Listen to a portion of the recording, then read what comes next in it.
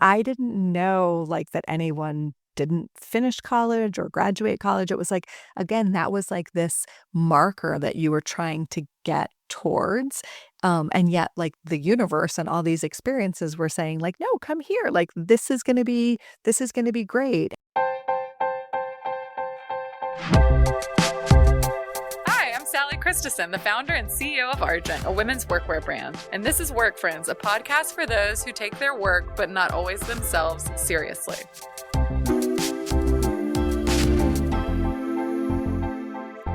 Work Friends. Today, I am joined by a very special guest, Amy Williams.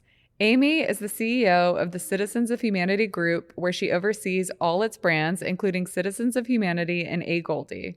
She's built an incredible career in retail, working at Gap and Lucky Brand in the 90s and early aughts. And since stepping into the CEO role at Citizens in 2011, she's led its remarkable efforts to make the denim brand a leader in sustainability, including introducing a shift to using regenerative cotton in 2023. I am thrilled to welcome Amy today because we're going to talk about Good Work, a collaboration capsule collection between Argent and Citizens of Humanity that launches this April. This partnership has been nearly a year in the making, and I'm so honored to have Amy join us to share more. Now, on Work Friends, Amy Williams. Today on Work Friends, we have Amy Williams. Thank you for joining us. I'm so excited to be here. It's been a long time coming, and I'm so excited to share the capsule that we've been working on, the Good Work capsule. But first, we always like to start with a little icebreaker. So I'd love to hear about your biggest oh no moment this week. What's gone absolutely sideways, and how'd you handle it? There are so many to choose from. I would say the biggest oh no moment was at 2 a.m. on Monday night. I can't even remember because the week is now a blur. When I woke up, I thought I heard something in the house, and it turns out one of our 15-year-old twin daughters, who is a sophomore in high school, was trying to prepare and study for a chem test, which led to, if I don't do well on this test, will I ever get into college? If I don't get into college, will I ever have a job that I love? And so forth and so on. And for a young woman who typically at the end of a sports season gets the nonchalant award, it was really sort of heartbreaking to see how much she was holding and how much worry her body was literally physically holding from this idea of like performance at all costs at school for a subject, as I like to say, like my favorite lesson in chemistry was the TV show, right? So it was heartbreaking to watch her just sort of go through that moment and those like big moments of worry when I see such a different purpose for her in the world, which is really just like go out and like give the world the gifts that you have and be kind and have fun and work well with others. And those are all things that she does and her twin sister does so beautifully. I'm sorry to hear that about your daughter. I feel like now more than ever, it's so hard to be a student, and like there's just pressure on having the perfect resume and the perfect everything. And I was texting with you earlier this week, but I was saying my favorite saying is that the A students work for the B students, work for the C students, you know, in the world. Yes. And I think that there is a lot of truth to that because soft skills, and you would know this, you know, better than most from your experience. It's like, and also my report card. And, yeah. And I can mine find it. too, Yeah, for the record. College, I was like, what can I do? Like, how can I do as little as possible to just like get okay grades, you know, to pass? Very much. But I focus so much more on social, just out of the classroom, you know, not intentionally, but the social skills are what have set me apart, I think. Absolutely. And I think when you think about it, or we talk to our kids about it, right? Like, I don't mean socially, it's not to say I didn't do this, like going to parties and all of those kinds of things, but how do you relate to people? Like, how do you bring out the best in them? How do you see them, right? How do you know when the time to do or not do? All of those sort of EQ elements of life, I think are really, really important. And we know as adults, and we see it in the peer group and the women and men around us that we admire. But when you're a student in high school in America today, that isn't what gets called out or recognized each and every day. And it's hard to remember that, I think, Totally. that long view. Totally. Yeah. I think that's where the parenting piece comes in too. And like just go wait tables and scoop ice cream and, work retail. Yes. And that's where you learn a lot of that too, plus the work ethic. Okay, we're going to go back to the beginning. Yes. So on that note, you grew up in Westchester County in New York. What was it like growing up there? And what were early, this is a nice segue from talking about your daughter and kids now, but what were some early examples of work for you? So it was one of those sort of like, on one hand, idyllic, American suburbs, I would say. My dad was a physician. He was an OBGYN. My mother had been a second grade teacher in the school district that we then went to, or that I went to. So there was that, which was lovely and simple. I was adopted. So there was also always this kind of like, I didn't look like everyone else in my family. My dad grew up in a Jewish household, and my mom wasn't interested in sort of celebrating that culture. So there was that. So like I would go to temple with my dad, but I was this like, I can't remember the term but people are always like, oh, she doesn't look Jewish, right? So from the time I was young, there was a little bit of this sense of like, belonging, but being outside of things. And I mention it because my mom had very specific ideas about like activities and like what might look good. So of course, ballet and piano and Girl Scouts. And I found myself more and more feeling like I was supposed to like perform and do and wear certain clothes. At one point in 5th grade, we had like left our cousin's house, and my cousins were 2 boys and a girl, and they had a bunch of hand-me-downs. And my uncle, he worked at Levi's like early on, so he would take them to the Army Navy store to get their clothes. And so sure enough, one of the things I realized is like on the weekends, I feel like myself, but when I have to go to school, like wearing a little gunny sack dress or something, not quite the same. So there was that moment of like sort of ideas about what early jobs could be. But my first actual job was a paper route. Right? Oh, cool. Yeah. Like What? Back in the day, I would like, and I didn't deliver it every day. So I feel badly for the people when like, randomly, maybe once a month, I'm like, I don't really feel like doing it today. But after school, I would ride around on my bicycle, and I'd have this little, actually it was a great cotton bag, and the newspapers were being they were dropped at the end of the street. And then I also sold current stationery. What age are we talking right now? I think it was definitely elementary school. So I'm thinking like 4th and 5th grade, maybe. So I just always liked feeling like I had money for what I wanted. Yeah. And again, like back to my sort of strict mom, like she was diabetic, so we didn't have ice cream in the house or things of that nature. So I could use the money to go buy ice cream or go to the candy store, do whatever I wanted. And that sense of being able to take care of like my simple needs was very motivating. I might have done some of those things through middle school. And then my first like real job, like working for someone else outside of volunteering and working as a candy striper, was at a bakery. And so like the coveted job in Briarcliff Manor back in 1981 was getting a job at the Briarcliff Bake Shop, which involved typically a couple of girls who were at least 2 grades older than you recommending you for the job, and a crew of like 4 to 6 of us. And you'd want to get this job with your friends, working at 5 o'clock in the morning on Saturdays and Sundays. So our shift was like 5 to 12 or 5 to 1. And then my senior year of high school, I decided I needed to start thinking about paying for college. So I worked every morning before school from 5 to 8. So I worked 5 to 8 at the Briarcliff Bake Shop, and then on the weekends. And so that was like my first like real job working for someone else. Incredible. It was really fun. Also, I love that the bakery was like the coveted job. That's such a hard job. That's not an easy job. Yeah, it's good on them. Yeah, it was really fun. And then we would get paid on Sundays, like a little envelope of cash. Yeah. And again, I was still like, I want certain things. My dad at that point would give us a clothing allowance. So I don't remember what it was, but like I'd write out exactly what I was going to buy, or I'd look at Benetton or Esprit catalogs and I'd circle all the things, and I really like would give it a lot of thought. And then eventually I realized like, oh, that cash envelope, I have my driver's license. I could drive to Bloomingdale's in White Plains and buy myself what I wanted. And that then led to, well, if I got a job here, I would get a discount so I could buy more clothes. And that's how I started working in retail. We would have been best friends. Right? I, entrepreneurial through and through, all I wanted at the age of like 6 was my own desk and a stapler Oh my God, and like I a love job. that. I was like, if anyone could employ me, but just from Yes. early days, I was selling horseshoe picture frames. I was painting piggy banks Oh and my selling gosh. those, and lemonade stands.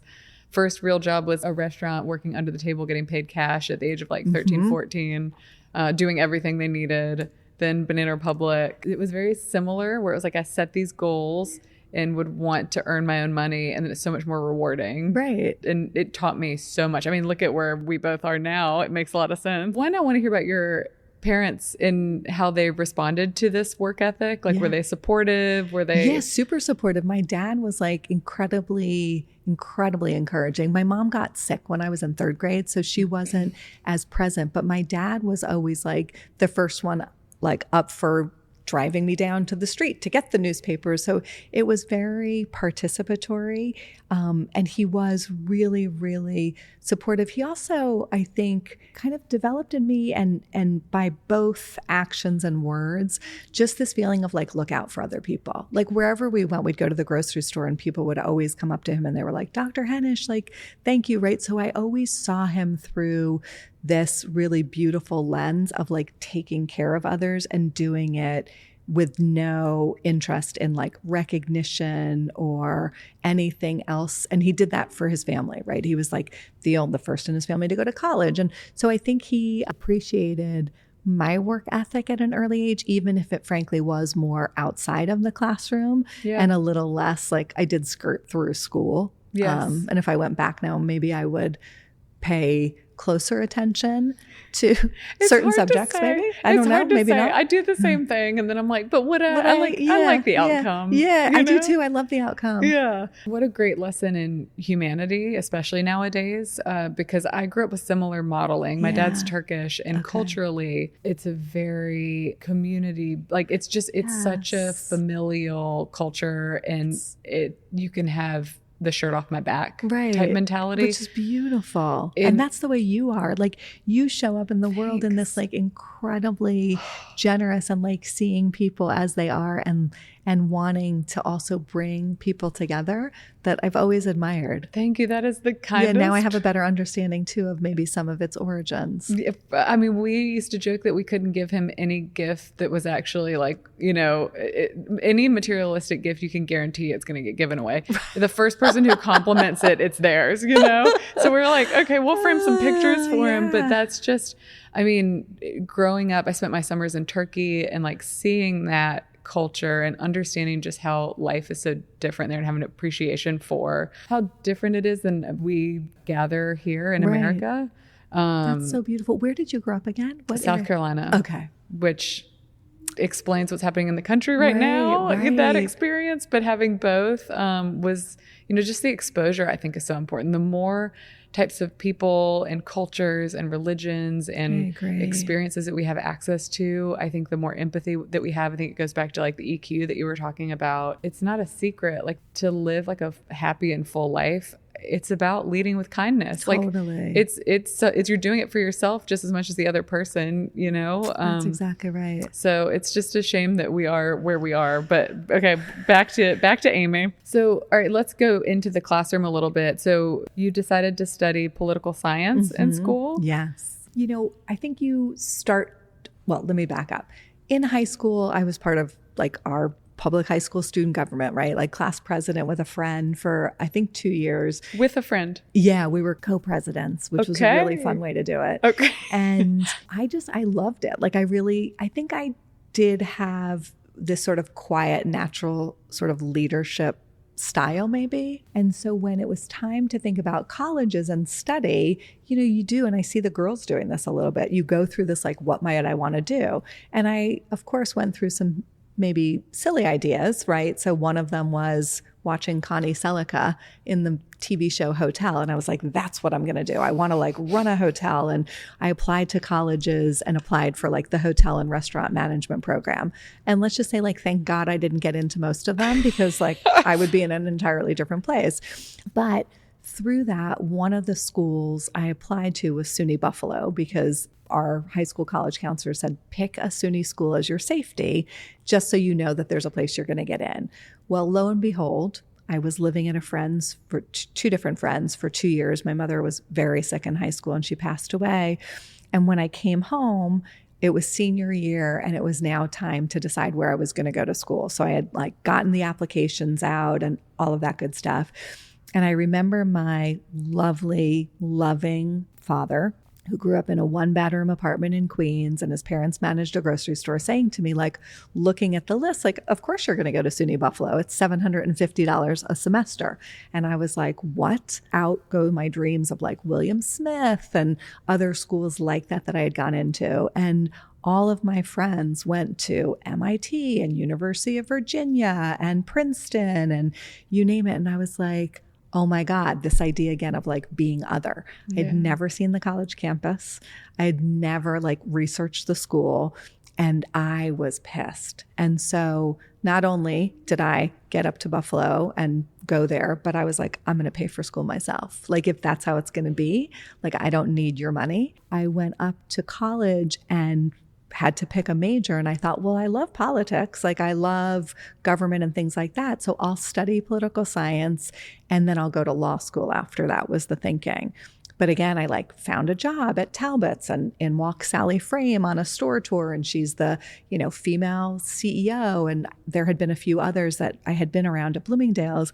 And I just thought like, wait a second, like this is so much fun. It doesn't feel like work. And I had this voice in my head also from my dad, who one day sort of like broke my heart telling me that he didn't love being a doctor, that he had wanted to do something else.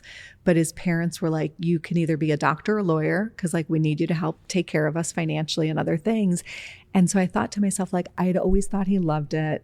I always thought he did a great job. And I used to spend a lot of time with him at the office and the hospital. And I just thought to myself, like, I never want to be that person. I never want to be the person who doesn't love what they do every day, because life, as I know from my mother, is short and I deserve to be happy and fulfilled.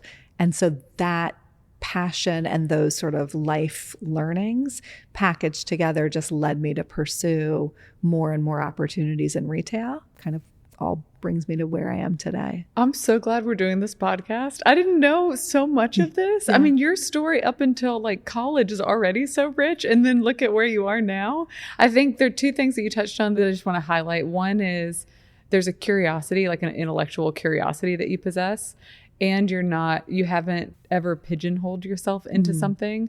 And I think sometimes we have a tendency to try and like achieve this really linear path, especially nowadays. Actually, the magic and the way you stay innovative is exposing yourself to a lot of different things and moving jobs, moving industries, like all of those things are okay. Mm-hmm. And so I think it's about like a permission structure of no, just build your arsenal of like, your skills. I love that. And I feel like you've already sort of shown that. The other is modeling and how important modeling is. Yes. And that Talbot's CEO coming in and you seeing that. And that's so a part of the Argent story is how do we show female CEOs and scientists and doctors, and the list goes on and on. Mm-hmm. But how do we offer representation in a way that inspires the next generation that they can be and do anything. At some point we'll get to the presidency, but one of the biggest obstacles and hurdles is that we've never seen it. And so as a collective, we can't imagine it and can't vote it into reality. I mean, think about that one experience. Yeah, absolutely. Like, and this woman has no idea, but like she was a huge influence on your career. Yeah. So political science, you're taking the classes. And then I was like a treasurer of the school there. And that was like an incredible work experience because it was like everyone had to pay some student fee. I want to say it was like $27.50 at the time, but it was definitely less than $100, but there were 27,000 students. So maybe that's where the 27 comes.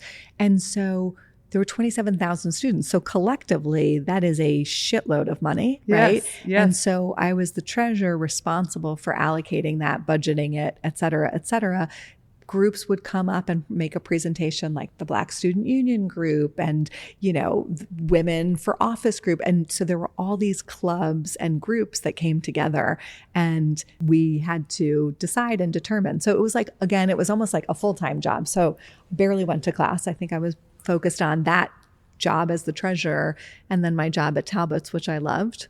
Isn't it hilarious that it's like, I have to go to college because that's what I have to do. Right. And yet you're doing so much outside of the classroom. You were ready for work. Yeah, I was, I think. Yeah. And I loved it. And talk me through then where, like, what we were just talking. There? Yeah, what happens from there? So I was in Buffalo, loved retail, and then thought, okay, this is what I want to do. I do remember calling my dad saying, like, I'm going to change my major to business. And he was like, oh, I don't know if that, like, what are you going to do with that kind of thing? Curiosity. But, he was like, he was sincerely concerned. And I just said, like, trust me. Like, I think this is what I want to do, but I'm just going to keep pursuing things that I enjoy. I think my sophomore year was when I was the treasurer. And so I had to stay up in Buffalo the summer of my sophomore year for that role. So I was still working full-time at Talbot's. I was the treasurer. Getting ready for junior year summer, I was like, I want an internship in retail, but I want to be in New York City and I want to be at one of the best programs. So one of the programs I had gotten into was Macy's. And you have to go through this multi-stage interview process where you're there for a day. I think every company should do this, actually. There's a group project. There are interviews with like 4 or 5 people. There's a presentation. So they really get a chance to sort of see and assess you in a variety of different situations. And I was offered the position. And I don't want to like make it sound more prestigious than it was, but I want to say they accepted like 25 people out of like thousands that had applied. And it was the precursor for the Macy's training program, which back in the day was like the retail program. So I got into that program as an intern. I was a summer intern and they like rotated us through different areas.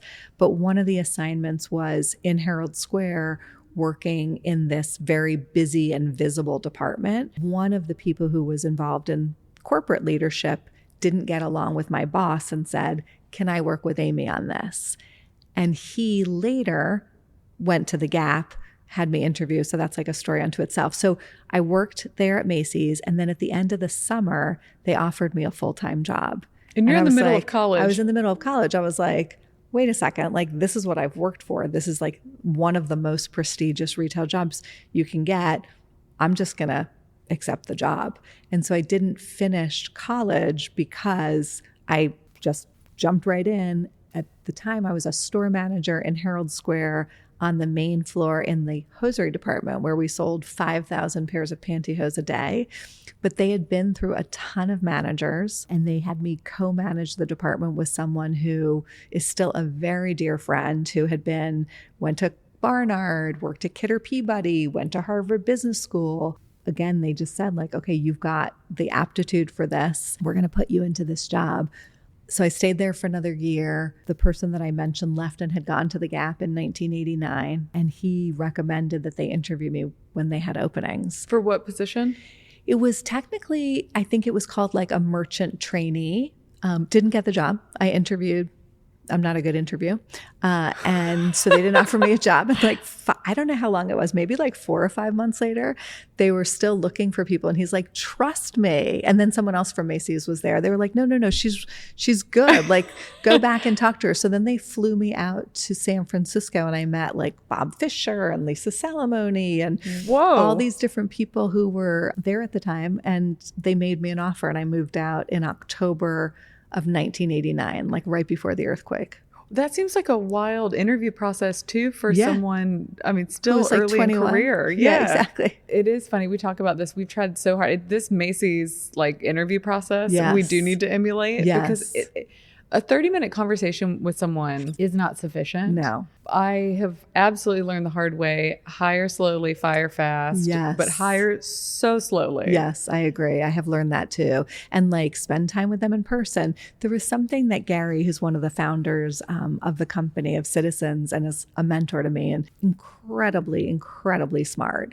He shared an article like ages ago and it was like, go out for a meal with the person. Like, I think as you said, like, hire slowly because particularly with organizations like ours, but I think in general, like the impact that one person can have, positive or negative, is incredible. And you underestimate it at times when you're like, we have this job that we need to fill. Yes. And you rush to do so. That's the biggest mistake you could make. And I think early in starting Argent, I made it a lot because it's a lonely journey. Yeah. And you get desperate, and hiring from desperation is the worst thing to do. It's almost like you have to have people that chase you for the job, you know, and not talk yourself into them being the perfect fit because it's going to solve some problem for you, because it's just going to bring a whole host of problems if it's not the right person. First of all, what's your dad have to say about, I'm just curious to hear what he has to say about, I'm going to go take this full-time job. I did college. I'm done. I'm over it. Yeah. And this is what I want to pursue. I don't think I told him directly.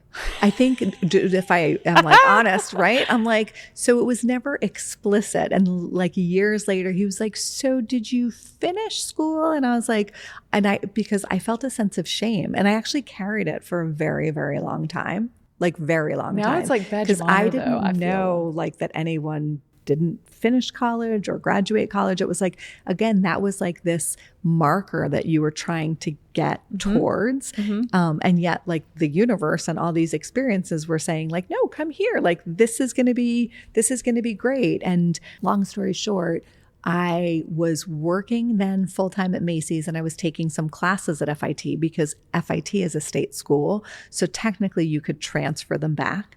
I think I was short like 3 classes. Right. And then the end, I was like, okay, when am I going to go? Now the Gap's offering me a job. I never lied. Like, I never once said that I had a degree. Yep. I said I attended SUNY Buffalo. Here's what happened.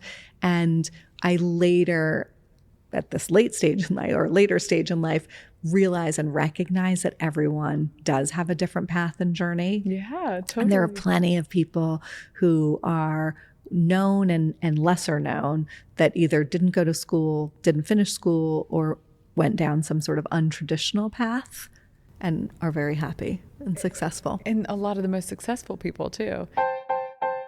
Argent and Citizens of Humanity present Good Work, a capsule collection designed with a shared mission to create a better future, one that's responsibly sourced and empowers women to look and feel their best. Bringing together Argent's bold approach to office wear and Citizen of Humanity's premium denim designs using regenerative cotton, Good Work is made to wear 9 to 5 and life beyond.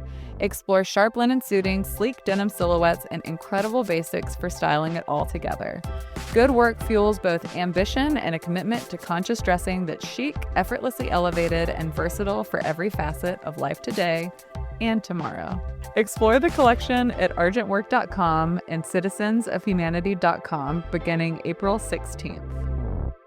Okay, so going to the Gap late 80s, early 90s, I mean, that's Gap's heyday. It was amazing. What timing? I mean, I just remember we were just talking about it last night. Actually, I went to dinner with Monica and Padman.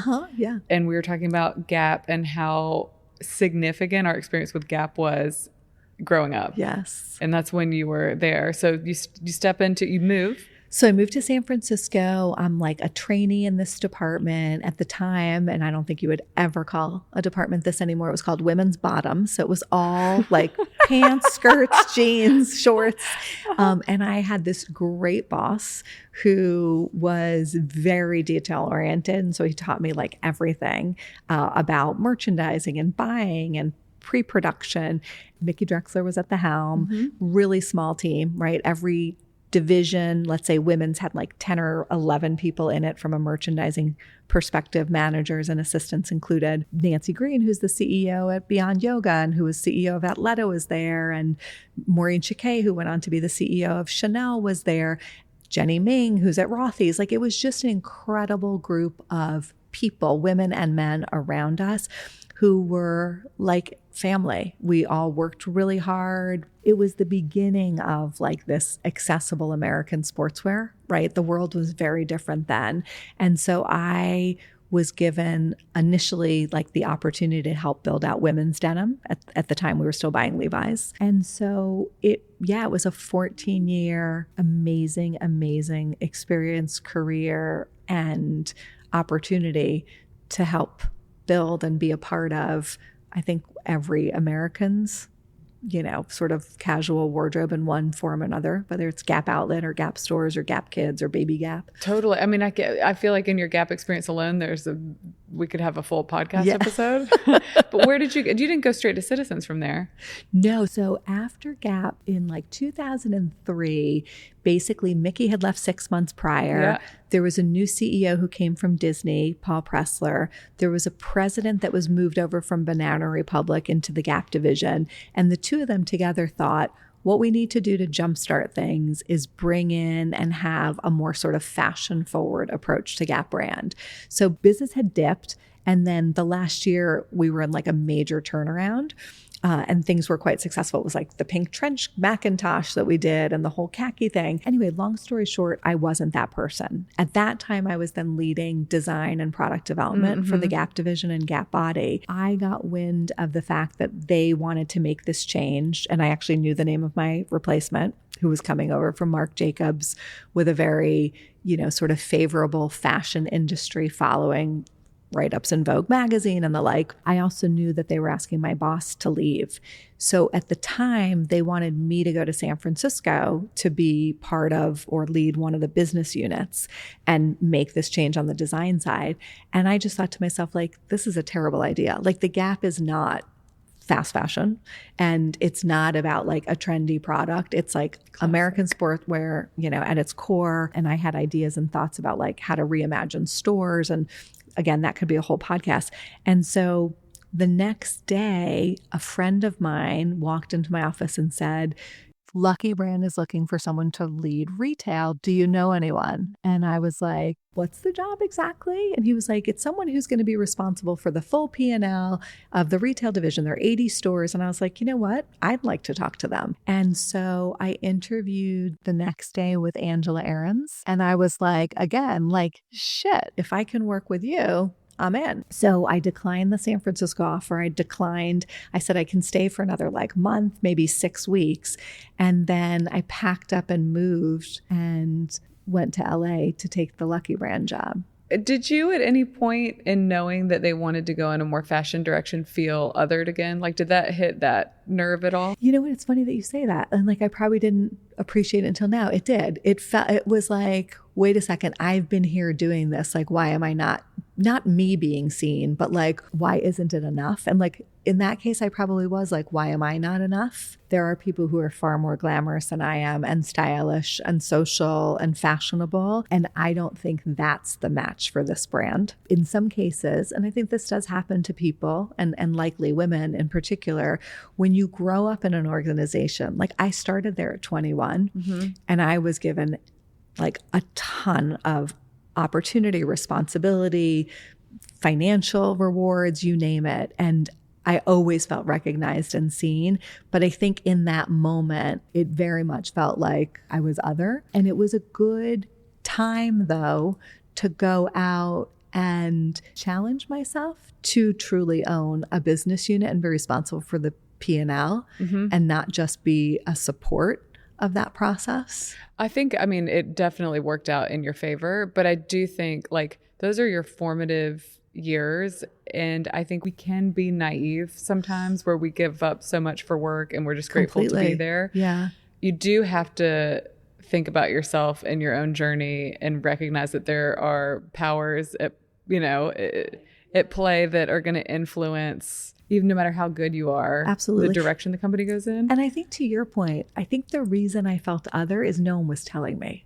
Yeah. Like, yes. I think leadership looks like when you make those decisions, you have the grace and the thoughtfulness to say to someone, you know what, like, we genuinely believe we need to go in another direction and chapter, and your skills don't match where we want to go. Not behind the scenes conversation that eventually like one gets wind of. Like, that was the heartbreaking part. And I think it took me a little bit of time, and probably it's still there because what you just said, really, it hit a nerve to understand that that's the kind of leadership and the kind of leader I want to be. And I'm not always like perfect, right? But like, it starts with a place of like, I see you and I know that there's going to be feelings on the other side of this. So let me recognize them. Yes. And there's a way to do it where this happens in fashion more than any other industry that I've seen. Yeah. Where there is this like shiny object of we want to be fashion and we want to be cool and we want to be in Vogue and we want to be all the things. But a lot of times it's like undermining the actual business, Right. you know, and it's like compromising revenue and a whole host of things, or losing key talent, Right. because you've lost the plot. And it's sort of that thing you talked about where things get flipped upside down, where you're like, we can't even be in business if we're not hitting our bottom line, Right. you know, like hitting our Yeah. target. But I think that there's an opportunity there to recognize good talent, how you preserve it. And if that shift does happen, creating an opportunity for you, especially with that legacy knowledge of being there for that long. But I just think that it's tale as old as time, where we do get into these corporate environments, especially. Yeah. And as women, oftentimes we give too much and don't think about ourselves on that path and journey enough, or protect ourselves or stand up enough, you know. Definitely. I mean, it happened later. When I was at Lucky, I met my now husband, and I remember the day, and he worked for me indirectly, right? There was someone over stores, and the day that we went out, I told the two owners of the company, like, hey, here's what's going on, Yes. right? Because I didn't want there to be any misunderstanding, talk, discussion, whatever. And of course, I must have known and felt something quite serious, because I knew that it was pre, more recent, I think, challenges and situations in the workplace that aren't respectful. But this was a mutually consensual relationship. And I just remember later it was like, oh, how dare you have like a personal life outside of work? Like there was some element of that. Yes. Like, you're here, you're giving this 150%. And it's like, no, I can be all of these things. I can't believe you went to Lucky. Again, these are brands that are like so significant to culture at the times you were there. What I loved, and the reason I thought this is for me, is A, Angela, Yeah. and B, like, what I always think about is, who are the people? Like, who am I going to be around all day long? And how does that make me feel, right? Yeah. I want to be Yeah. comfortable in my own skin. I want to learn, and I want to be around people that I respect. And then the other piece is like, is it a brand that if I close my eyes, I could imagine what it could or should be?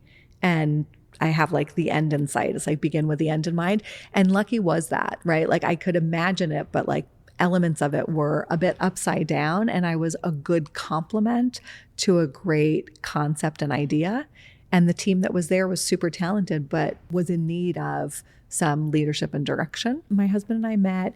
He was in the Bay Area, and so I knew that I needed to move up there. So I gave Lucky like 6 months notice. I said, like, once you find the replacement, I'll stop sort of like commuting back and forth. Actually, two things happened full circle. The Gap called and said, we hear you're in the Bay Area.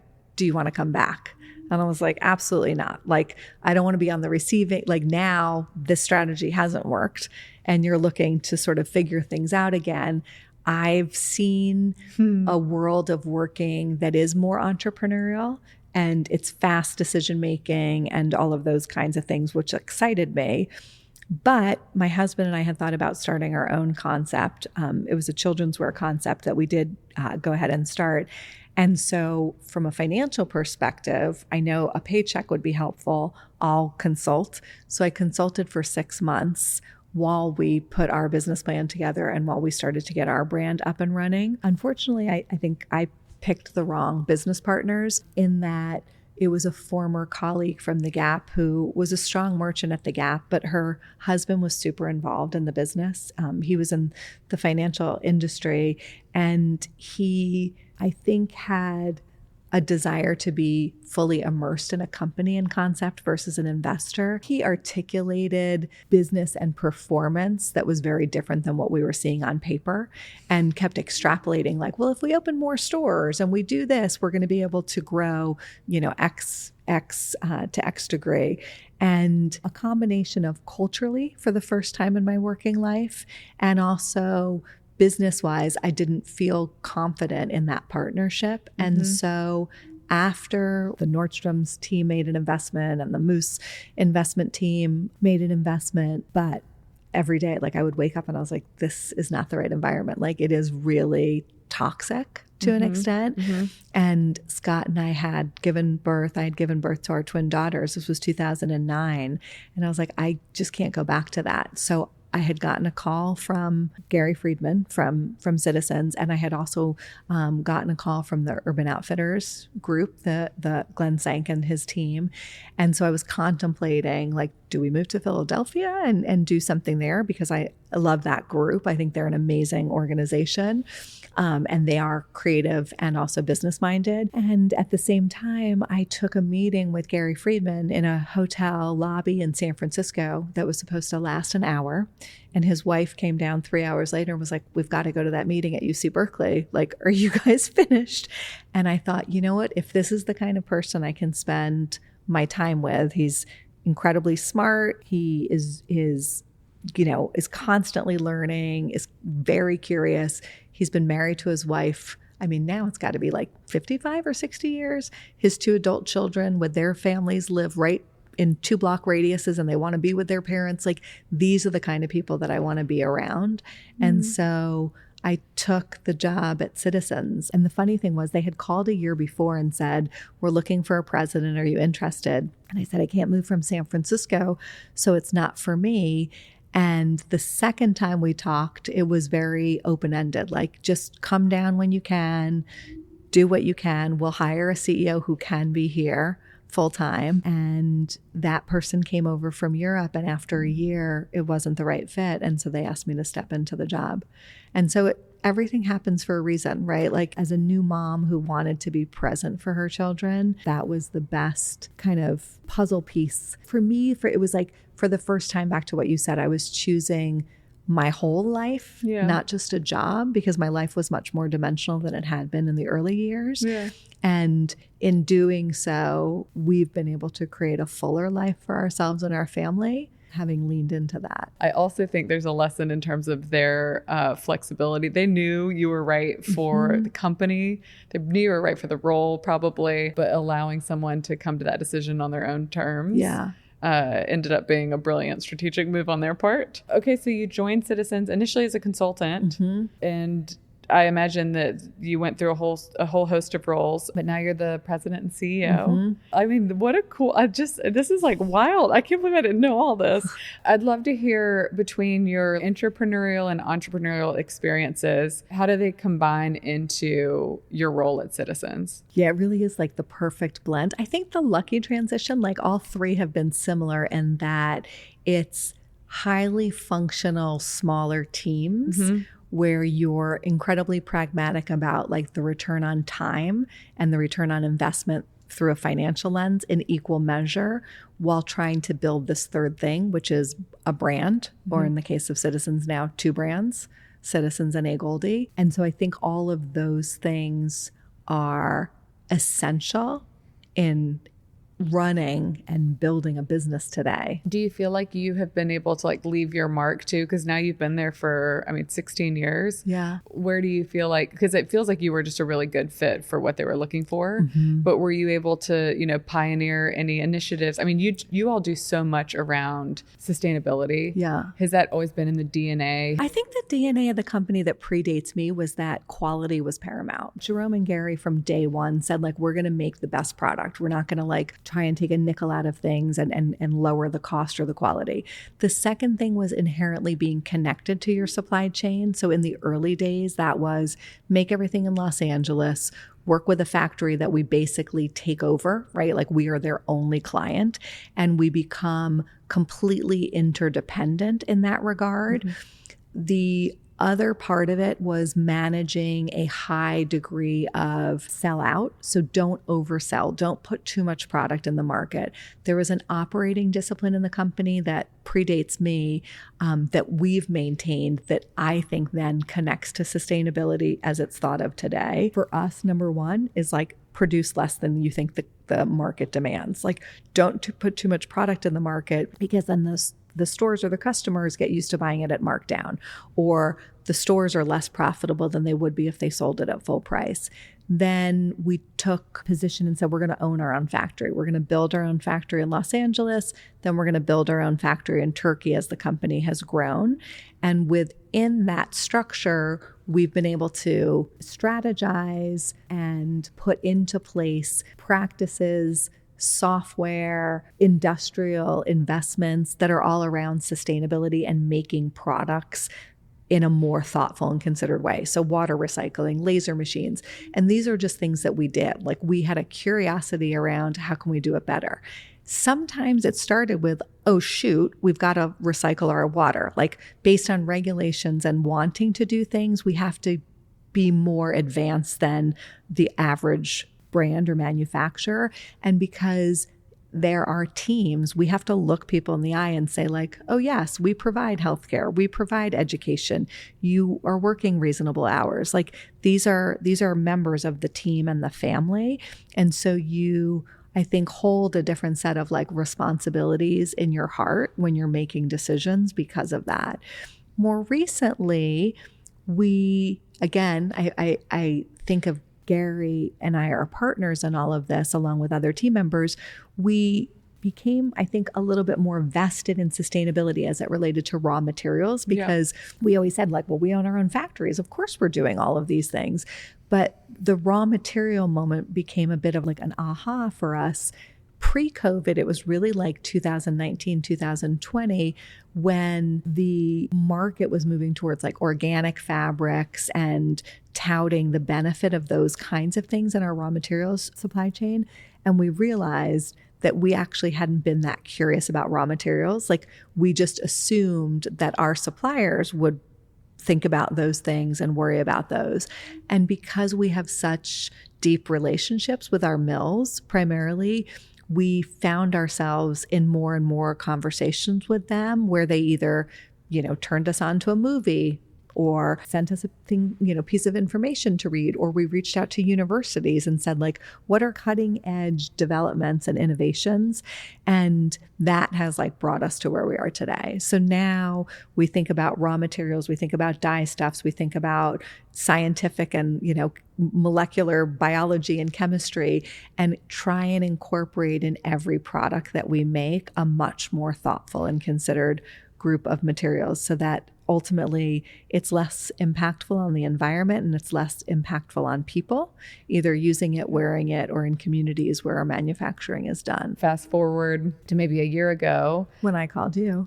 Yes, you did. And I was so excited. Yes. For me, what excited me and what excites me about what you guys are doing, and the reason for the call, right, is I have seen you guys create a brand and a community, and I don't want to say a movement because that sounds funny, but I think that you've created this incredible brand that sits at the intersection of giving women confidence, giving them style, and making it accessible, which is the greatest luxury of all.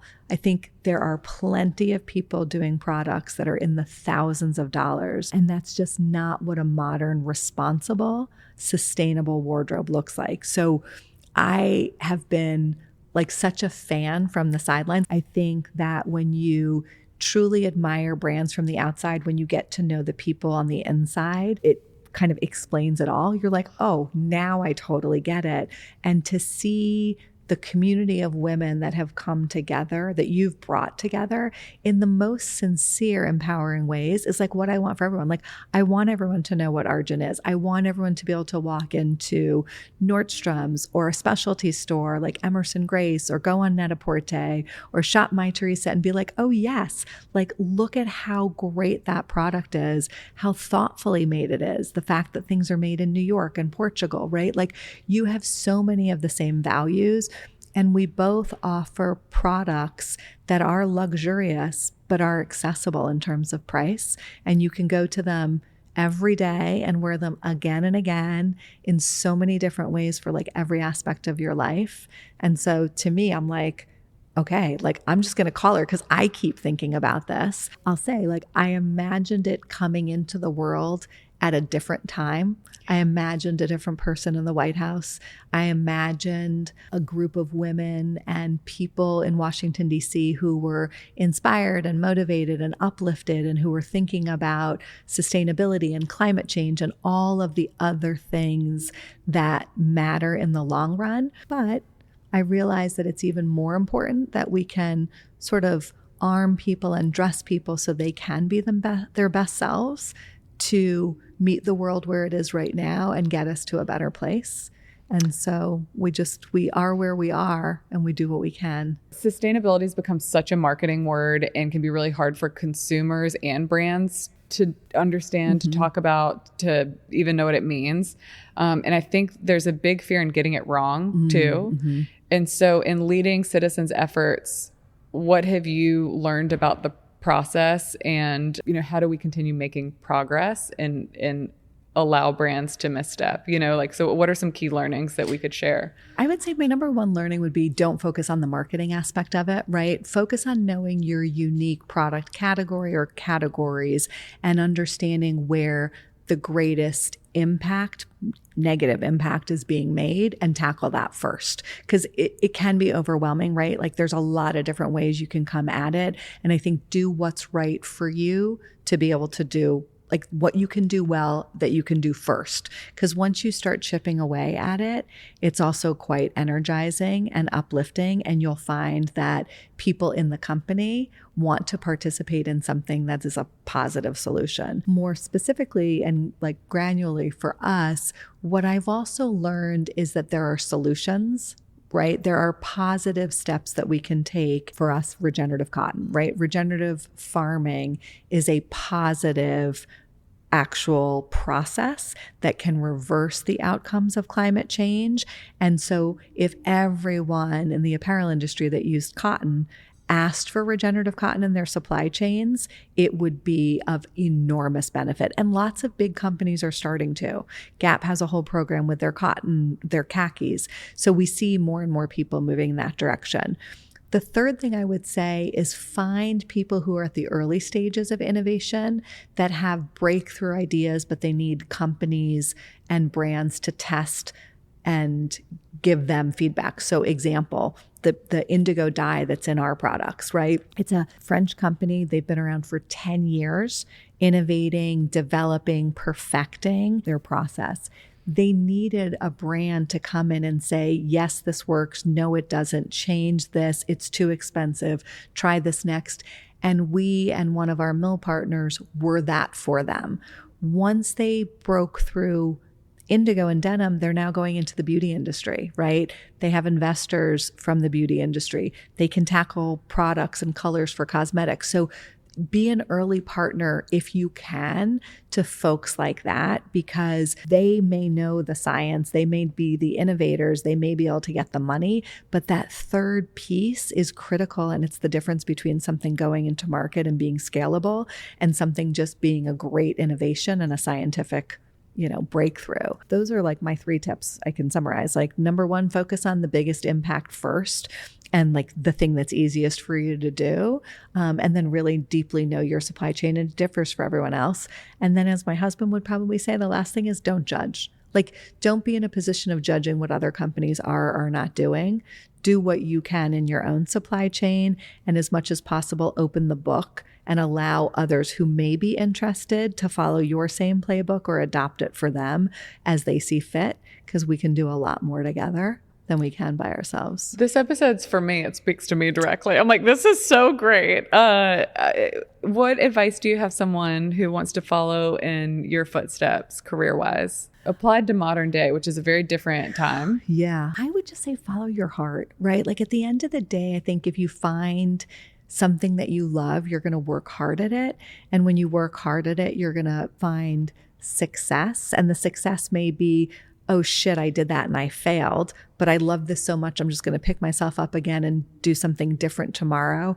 Or I love this so much that when I ask my boss for constructive feedback, I truly want to hear it, not just get through the meeting, right? It changes your relationship with the work that you're doing and how you care and listen and support other people when you truly do what you love and are passionate about. I second that. My favorite, the closing segment, Would You Rather. Are you ready? Sure. Would you rather, have you seen these yet? No. Oh, great. No. I haven't actually read these. We can blame Gina. Would you rather wear jeans and a blazer or a Canadian tuxedo? Jeans and a blazer. Same. Would you rather wear wide leg or slim fit jeans? Wide leg. Same. Would you rather go back to school to learn a new skill or teach what you know to a class of newcomers? I think teach what I know, because I think passion is contagious. I think the more people that we have that are willing to share what they know with others, the more others can find a path that's right for them. Especially women. We cannot hear from enough successful women. Would you rather only answer emails with emojis or only answer calls on FaceTime? Definitely emails. I think FaceTime, it's like, I'm not quite sure where I am, what I'm going to look like, what time of day it is. It's so specific. Would you rather write a great piece of feedback or receive a great piece of feedback? I think receive, because I want to constantly grow and get better. I feel like you're good at both of those. Would you rather accidentally leave your mic unmuted or your camera on? I think probably mic unmuted, because as I've gotten older, I don't say things that I wouldn't say to everyone. Yes. Right? Like you just learn that as you go. Yeah, I'm still on camera on. Yeah. Would you rather? So yes, theoretically, I know.